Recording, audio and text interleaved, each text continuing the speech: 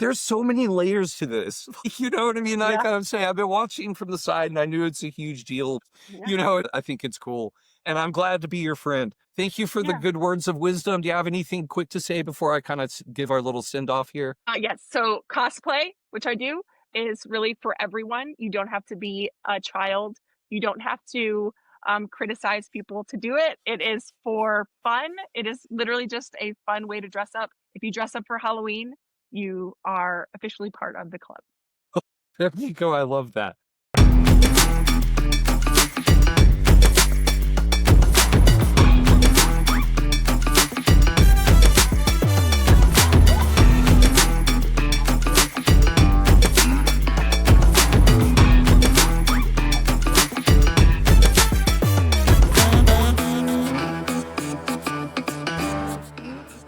Welcome to the Grizzled Geologist podcast, evening edition.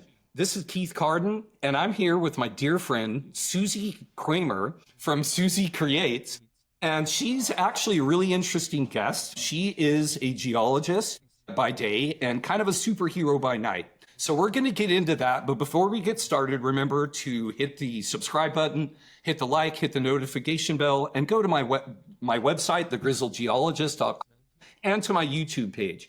The other thing is Susie's got her own Instagram and quite a big following. She's Susie Creates Cosplay. Make sure you reach out to her. I am looking for more guests to come on the show. Be sure to reach out to me on LinkedIn or any of my other socials. I'm really good about getting back to you. But in the meantime, let's get going here. I've got one of my favorite people and one of my oldest friends in Oklahoma City. When I first moved to Oklahoma, our first job was at Sandridge Energy, and you'd been there for how long before I got there? Maybe a month or something? Yeah, it was I would say we were part of the same class. Absolutely. Like within the same few months. Yep. You know? Yeah. Yep. Yeah. And that was a really interesting time. It kind of burned quick for me, but you lasted there for a long time. But I'm going to go ahead and hand this off to you so you can kind of introduce yourself, give a little bit of background, maybe how you became a geologist. What was it that drove you to that? And then we'll just kind of go. Like I say, you and I are really close friends. We ought to just click with this. Thanks for coming on. Thank you for having me. It's fun. The variety of people that I've seen you have on, like, it's huge. Like, it's so diverse group of people and parts of the industry. But a little bit about me. I've been in industry basically the same amount of time that you have, because we started at the same time in the professional world. I have an undergraduate from Ohio State University. I have a master's from University of Minnesota. I'm a structural geologist mostly by training, but I kind of jumped into oil and gas. Mm-hmm. Fresh out of school, I had no oil and gas training. I got into geology in my undergrad in my halfway through my sophomore year. So I was already doing other majors, but I had that one class. I had that one class, which was my historical geology class. So you take the intro geology, which was basics that you get in a textbook, but then you took historical geology, and that was the March through time. And I don't know what it was. By the end of that class, I left, and I would drive home because I lived in Cleveland, Ohio, but I was in Columbus, so it's like a 2.5 hour drive. And I just saw this roadside, and I saw the story, and I understood how it was, and it was I love this history, art, a story, science. It was that's what got me into geology, and oil and gas has kind of just burgeoned from all of the things that I have gotten to do and the job opportunities at the time. So. They've been amazing jobs. And one of the things that you did bring up, and it's actually kind of something we do have always kind of had in common, the art aspect. I'm actually maybe even more left brain. I don't know. You're super creative and, build stuff. But, the art aspect is one of the things that drew me. And then plus all the other sciences, And I was a huge fan of maps growing up. Maps was my main thing. So, I just think that's a really cool thing that you brought up.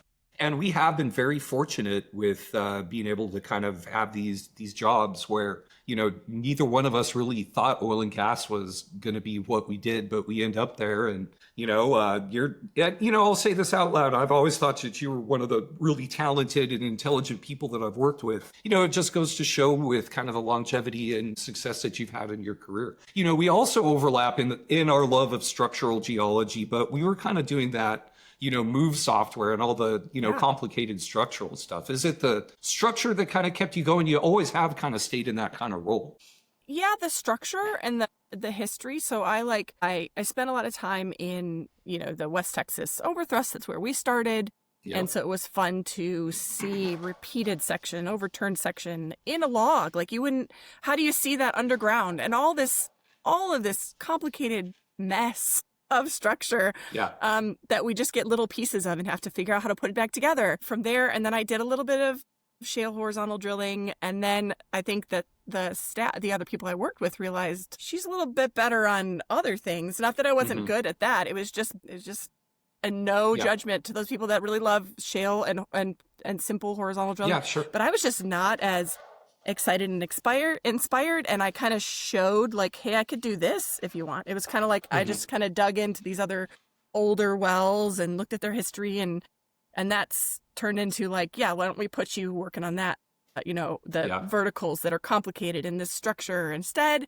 And so now I transitioned from that other job to what I'm working on now, and it's really exciting, and it's been a project for many years now.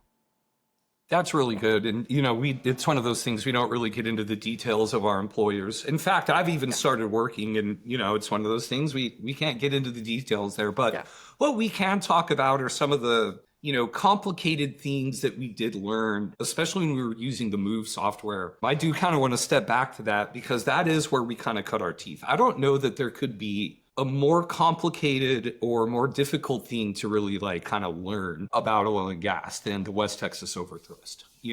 It's multiple sheets. You have this, almost vertically bedded shirt, that you'd hit repeat sections. And it was just really, intriguing. And what that did, though, is, and I think it did it for both of us, it was that hard challenge at the beginning and having to kind of unwind those things that kind of set us up to be good at the more structural and more operationally, related roles.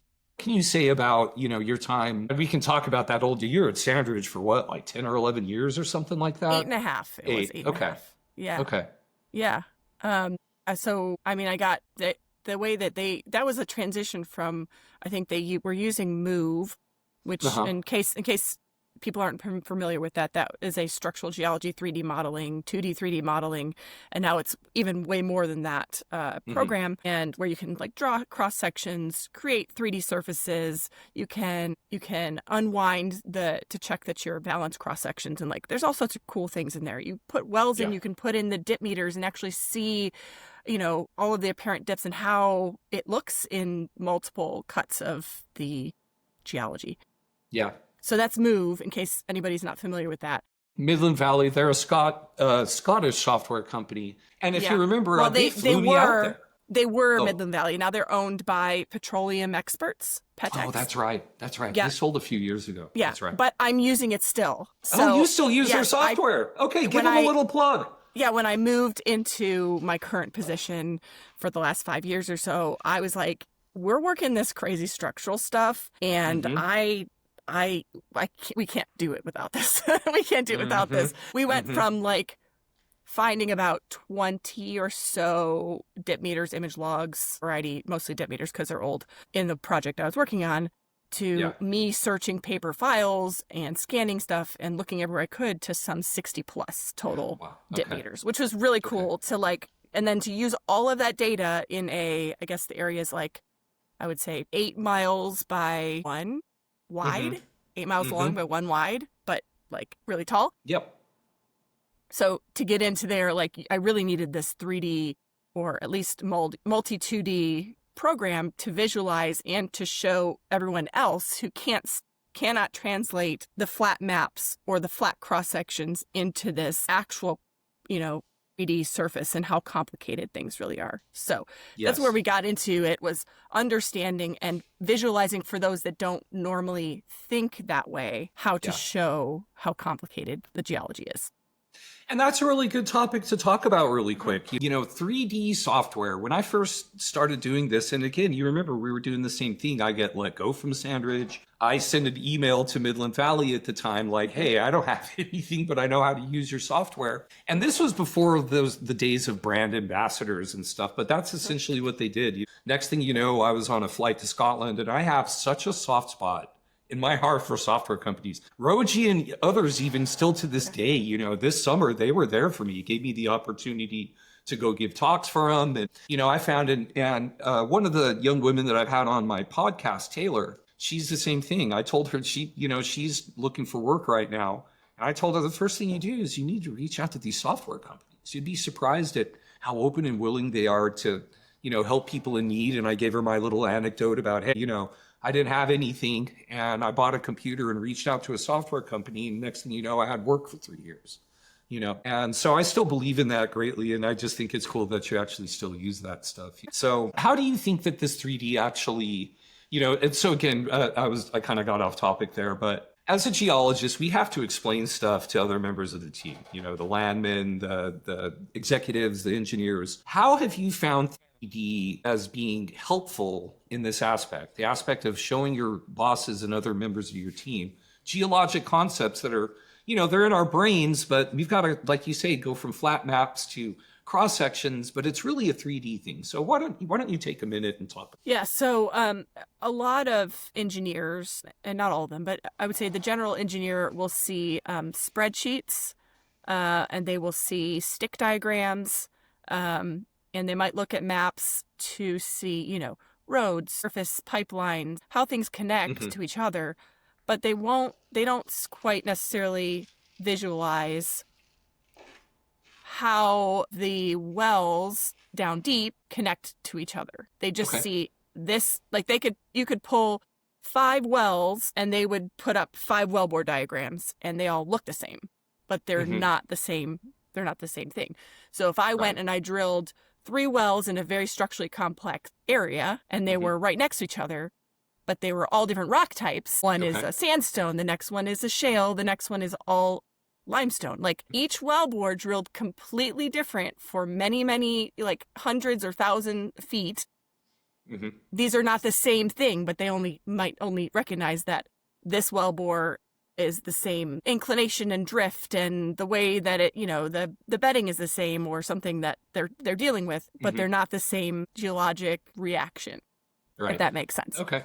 Yeah, sure. So to show them that in 3D, and then I can show them, hey, we have these wells and we logged the wells, and now I can show you that the bedding says that these were all right next to each other. The reason they're different rock types and the reason they reacted differently is because you're drilling stratigraphic different sections as you drill through. So I can visually show them and scale for them. I think that's a big part of it, is the scaling of it. When you look at something flat, you might see lines. When you look at something in a stick, you might see, you know, very simple proportions or mathematical things.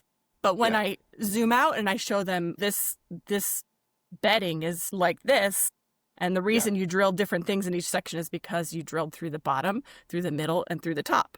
Right. And they're not laying down flat in these cases, right? Yes. And so, or you drilled through, oh, well, why are we seeing it again? It's because it's been repeated on top and on top and on top. Or you drill through, I'll switch it to something that not necessarily that I work on, but other people, where you drill through and you never saw the section because there was a fault that removed it. So you have to, you know, that's how that works. But to visually show that is very different for an engineer's view of it to see it that way. Yeah. And a lot of the time we do see this stuff in 3D naturally. That's kind of why a lot of the time we became geologists, and that art form that we were talking about earlier actually factors into this particular spot. So that's really cool. Yeah. So both you and I are both really big into the structure, and you know, like I was a igneous and metamorphic petrologist coming out of school, and we land here in oil and gas. What has, you know, one of the things, again, that I've always been impressed with is not only your work product, but your longevity. Yeah. You know, you've lasted a long time in a lot of these jobs, and you've had a lot of staying power. But what I really wanted to look at is the intersection of your longevity and being a woman in kind of a male-dominated workspace. You know, I'd say geology is, and really all of them, kind of have similar proportions, you know, engineering, geology, but, you know, it's definitely still a male-dominated space. And so why don't you take a little bit of time to kind of talk about that? Because, you know, again, this show's about people like you, and I really like, you know, these kind of topics that, you know, people are able to, you know, talk about this kind of unique experience. Yeah, so I've had 3 jobs since I started. The first one was about 8.5 years, and then I stayed almost 3. I was released from the first job. There was huge layoffs, and then a second job, and I took an early release. I took a I remember that package one. on Yep. the second one, which was actually perfect timing because I had already accepted the job that I'm at right now. Okay. And so, but at each place, the proportion of females in geology or even engineering was less, but was probably like 20% or so. I think Yeah. 20% female. Yeah. And I would don't say know that's for pretty sure, but that normal. sounds That's about my right. that's my estimate. Yeah. So yes, I would also say before I get too far into this, Yeah, I went sure. to school with that same proportion too. You know, Yeah. you make certain friends. Like I have a lot of guy friends, so I Mhm. also work well with guys, men as Sure. in their natural environment as a geologist. Yeah. Yeah. I have other female friends that are the same way. Like there are these girls like yourself that you do well among men. You work well with men. Yeah. And Yeah. so that factors in. But is there an uncomfort or anything to it? There have been a few times. Usually, it's not the other geologists that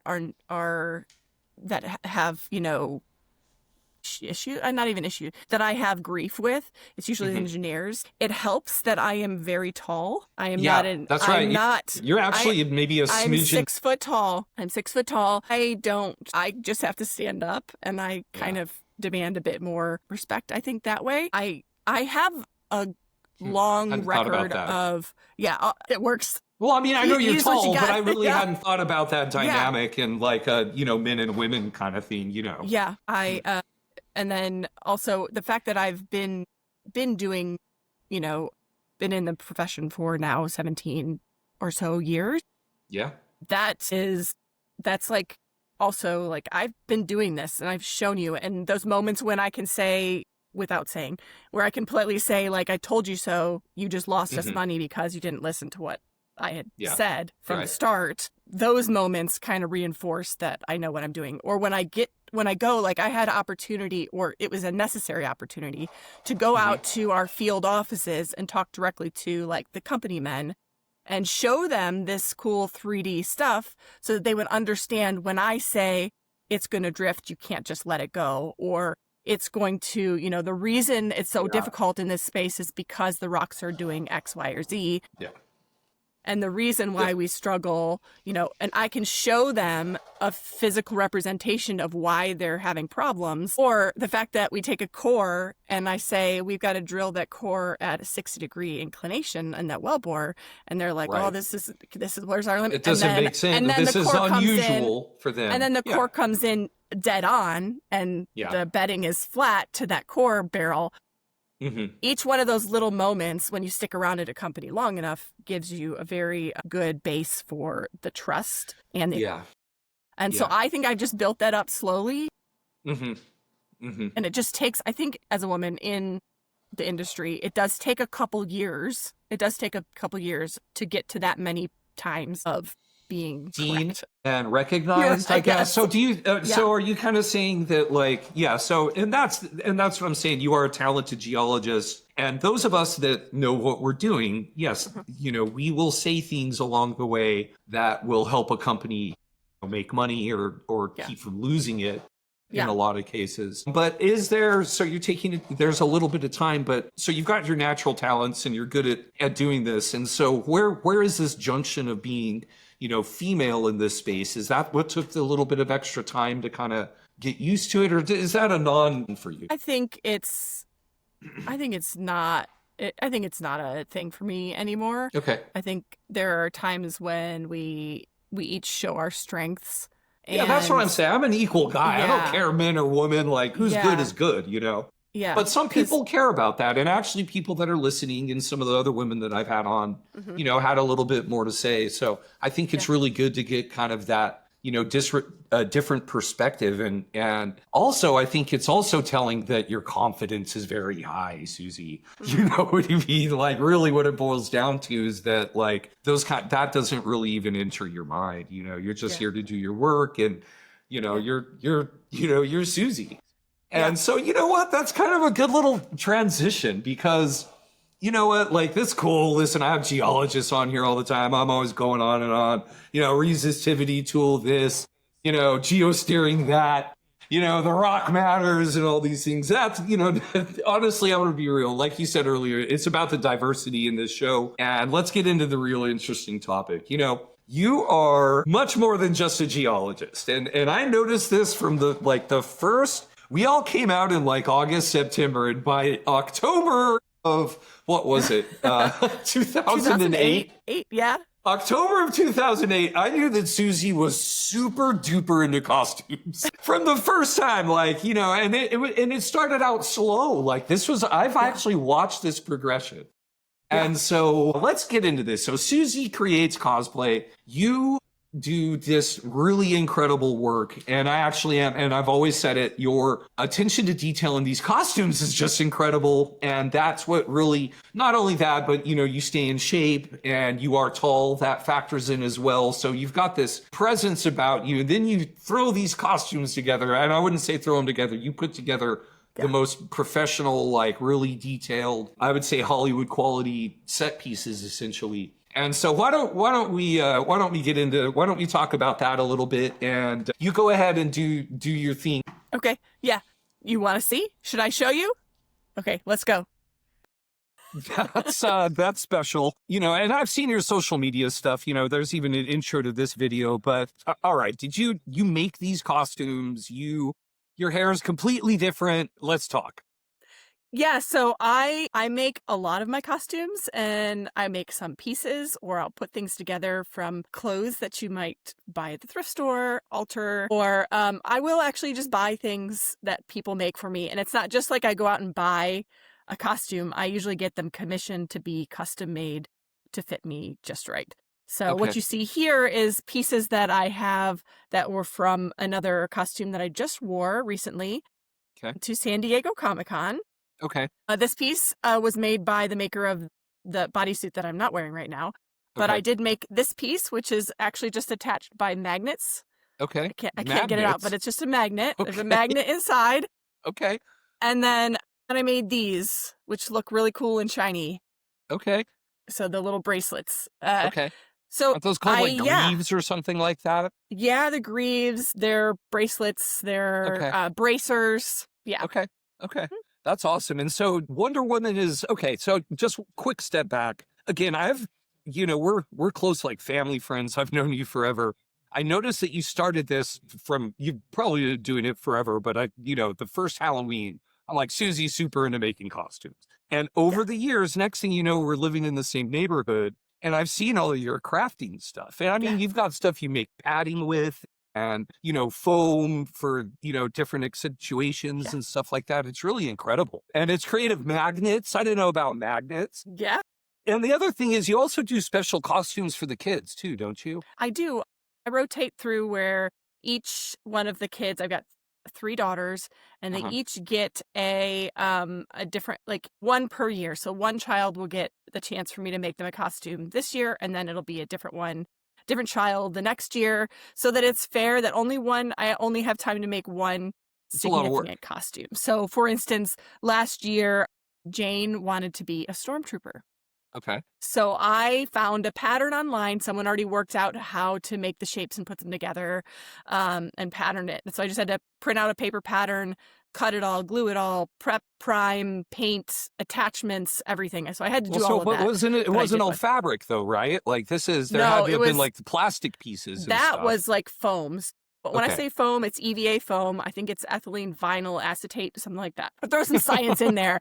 But basically like a yoga mat or the kind of play squares that you have for kids. Okay. The little puzzle piece things or the kind you might have in the garage for padding. That's the same product. It's just a quality and density factor of what you can buy for like costuming cosplay creation. But so like foam, and then I'll use elastic and buckles and hot glue and contact cement and like all of those things. And yes, I also do fabric, and this is foam covered in fabric. And so even like spray glue. And then spray painted or everything. What? How's it so shiny? But this is fabric, and this is also a vinyl fabric.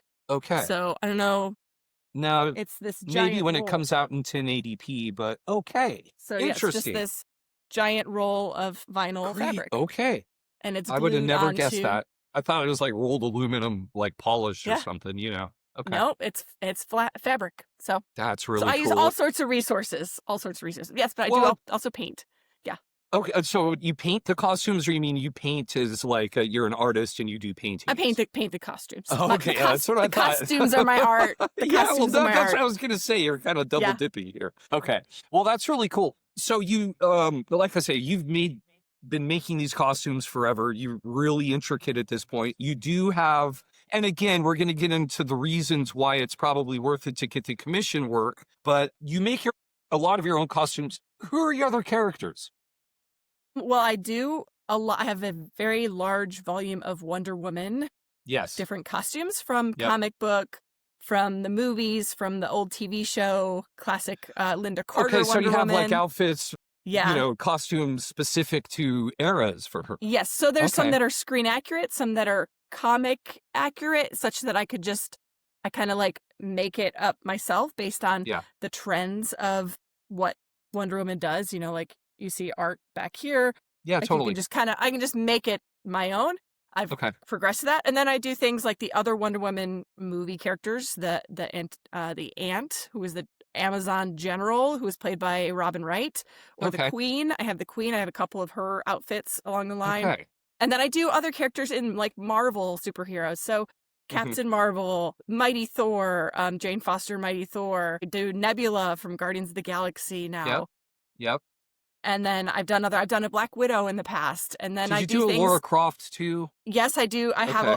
I have the like Angelina. Well, as usual, sometimes things in life just are unexpected, and we had a little technical difficulty there due to internets. But welcome back, and we were talking about some of the characters that you did. If you just want to run through them real quick again, and we'll get going. Yeah, so I was talked about Wonder Woman characters, Marvel characters, Lara Croft, video game characters, and then I don't really have any Disney characters yet, like princesses or anything like that, but I am working Okay. on one. Okay. Really? Okay. Interesting. Well, that's awesome. So now you started doing this, and I started thinking about some of these topics here.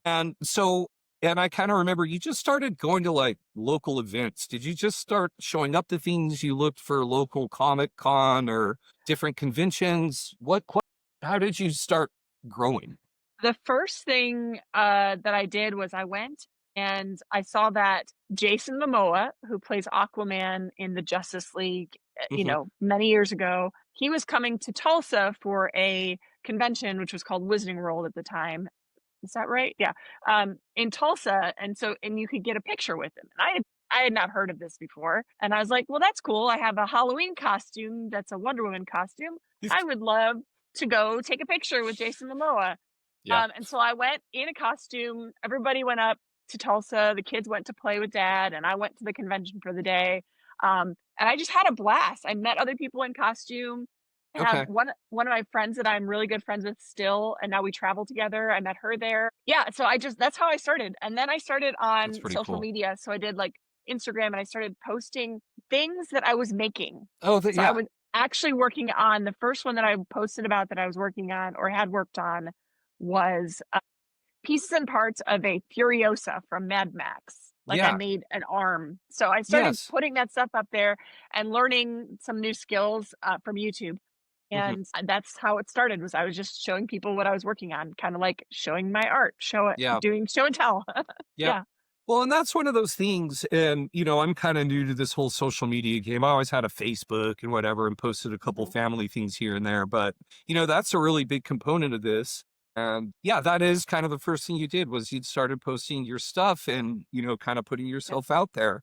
Yeah. And so, locally, that's kind of where you started growing first. I think I kind of remember you were at ball games and had like different things. But if you want to talk about some of those things really quick, let's do that before we start talking about you going to the big conventions where big things kind of started to Yeah. happen, I think. So I really kind of started that first convention I went to was just before the pandemic.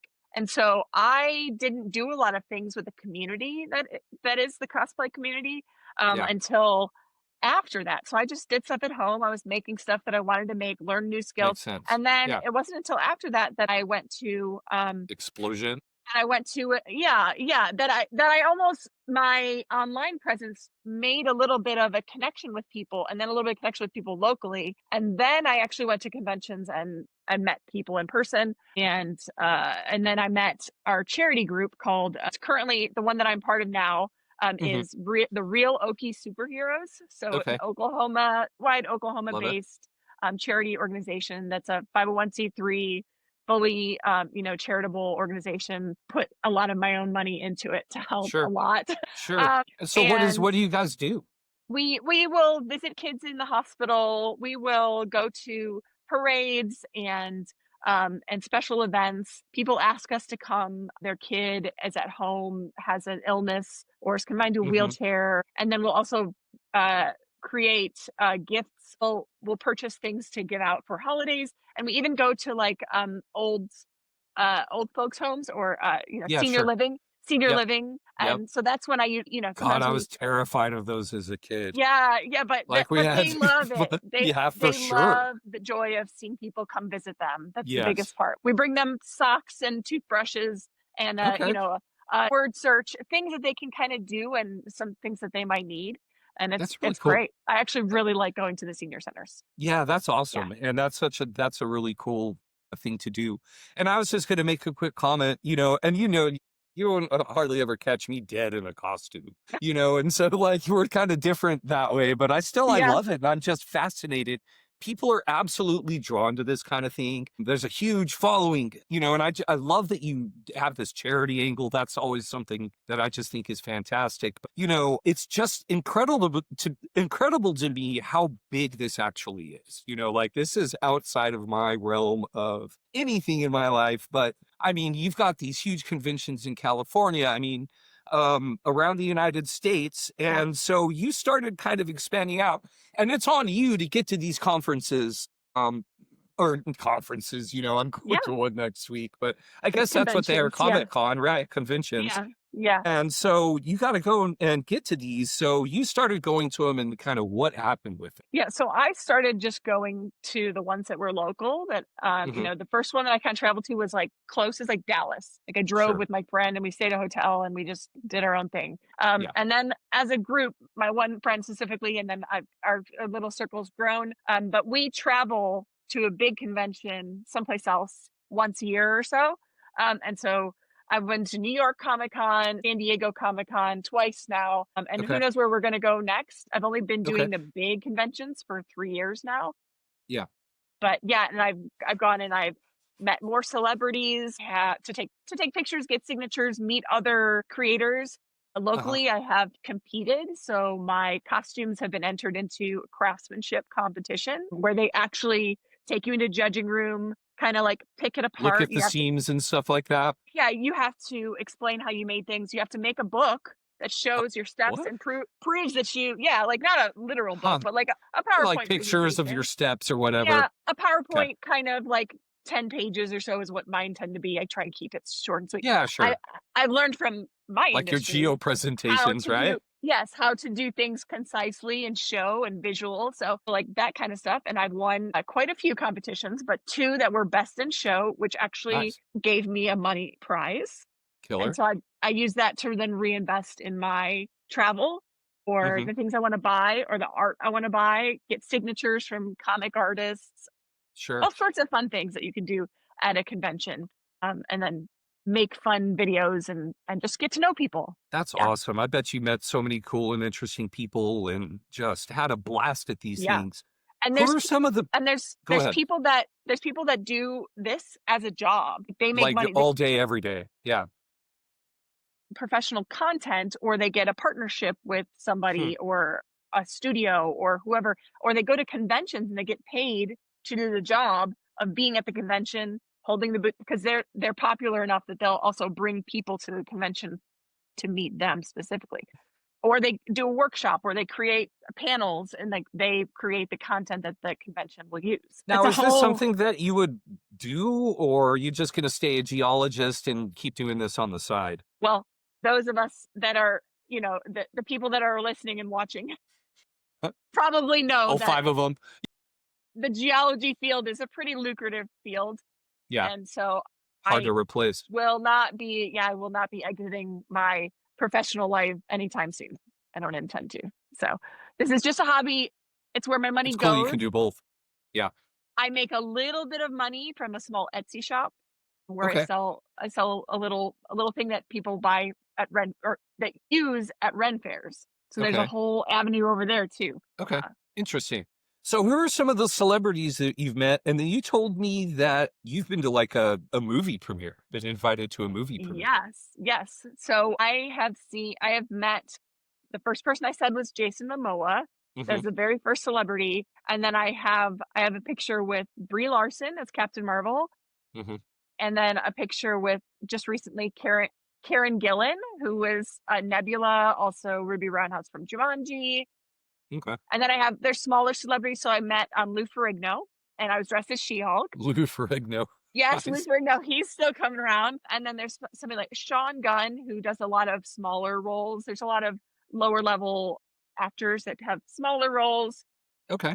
And then who else? There's been others, but the movie Sure. premiere that I got to go to Yeah, was talk about that. yeah. So I got to go to a big red carpet style event for The Marvels, which is the sequel to Captain Marvel. Really? It would have been in LA, except there was an actor strike. I don't know Really?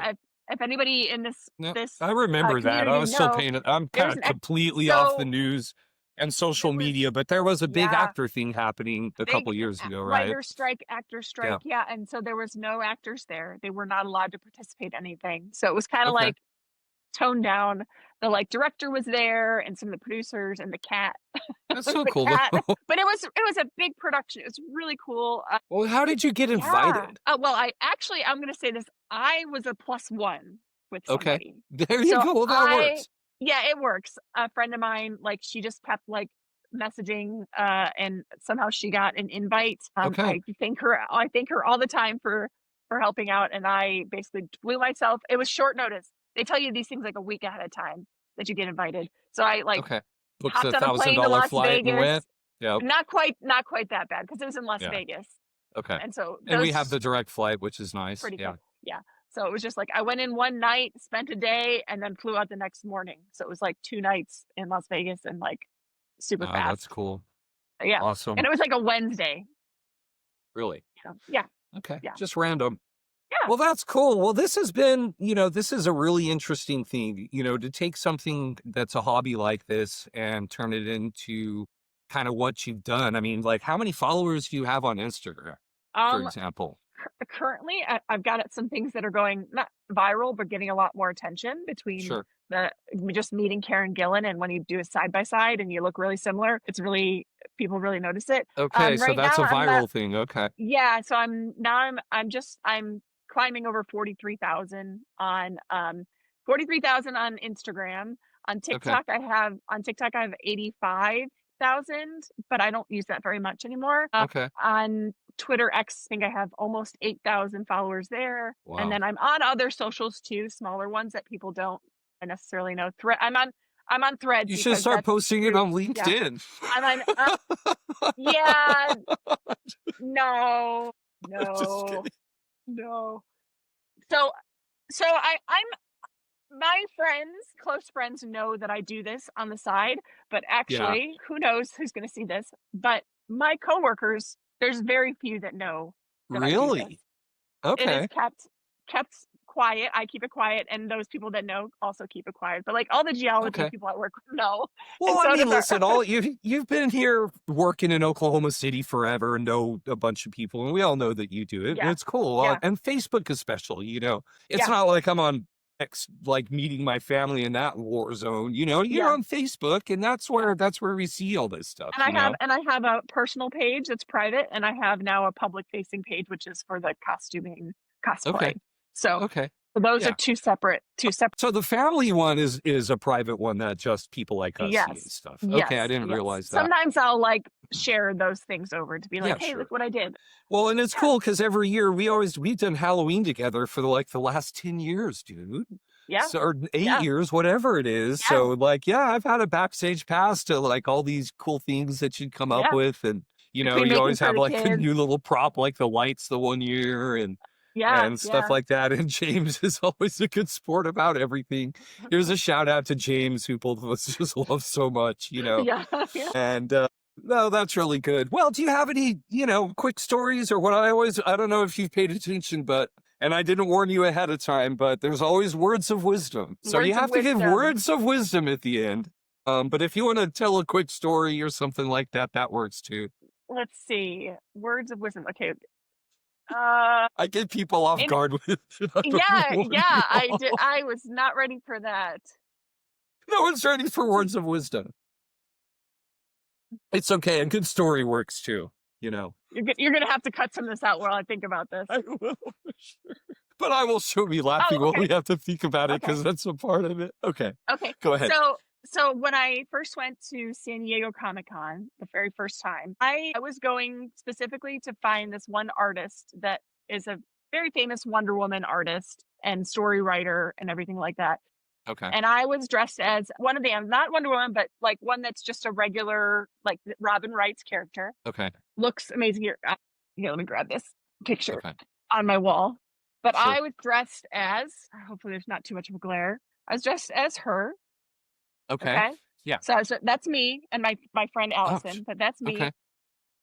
And so I walked up to her booth and I was like, gonna get the picture signed. Uh-huh. And she looked up at me and she said, "Holy shit, you're a fucking Amazon." I don't know if you need to I don't know if you need to bleep that or not, but I just went. I say not for kids. Like, So what did you respond with after that? silent. I was like, did you in my brain, I'm like, did you really just Did you just say that? Yeah.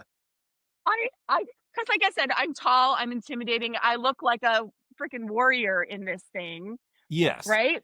Yes. Woo! Is that It was so satisfying, so satisfying. Yeah, that's incredible. So is that your homie that you met and you go to different stuff with? No, this one is framed and signed because Okay. this woman, Allison, is a extremely famous cosplayer. Okay. She's got 1.2 million followers. She's been doing Oh, this good for like heavens. Okay. 15 years. She does the most amazing transformations. Just to plug her in there, Allison Tabitha. Okay. She's got her own giant YouTube channel. But Okay. yeah, her most famous that I would say is she does Jack Sparrow. She Okay. transforms into male characters so easy. It's Really? And so when amazing. you say she transforms, is it kind of the quick cut thing that you do? Or is No, it like just like she shows she step by can step? she can change her makeup to look like the person. She Okay. becomes the face and the Okay. like she turns into the person, somebody Okay. completely different than her. She does so many Wow. like Johnny Depp costumes. You Okay. wouldn't expect it, but she's Huh. yeah. That's pretty So cool. that's not a trick that I know just yet. I just happen to look like some of the people that I like to cosplay. Uh-huh. Sure. But yeah, so I had met her and we got to take pictures together, as you can tell. And Mhm. then I had, when she was signing some other things, I sent her this picture. I said, "Can you sign this for me so I can frame it? Because it's my favorite picture of us Yeah. together." So Okay. yeah. Well, that's awesome. Susie, Yeah. there's so many layers to this. You know what I mean? I Yeah. kind of say I've been watching from the side and I knew it's a huge deal. Yeah. You know, it's just like, it's very interesting. It's really, I think it's cool. And I'm glad to be your friend. Thank you for the Yeah. good words of wisdom. Do you have anything quick to say before I kind of give our little send off here? Yes. So cosplay, which I do, is really for everyone. You don't have to be a child. You don't have to criticize people to do it. It is for fun. It is literally just a fun way to dress up. If you dress up for Halloween, you are officially part of the club. There you go. I love that. That's awesome. Well, Susie, you're Susie Creates. We'll put a link in my YouTube description, and you'll be able to find her on Instagram and primarily Instagram. What was the other main one, Instagram. Susie? Okay, that's the main one. Yeah. I Okay, would say that's it. You'll find her on Instagram, and yeah, she's really talented. Thank you all for watching this episode. I'm Keith Carden, the Grizzled Geologist. Be sure to check my webpage, thegrizzledgeologist.com. Go to my YouTube, hit the subscribe, like, and notification bell. And to all you cosplayers out there, wow, this is pretty crazy. You have to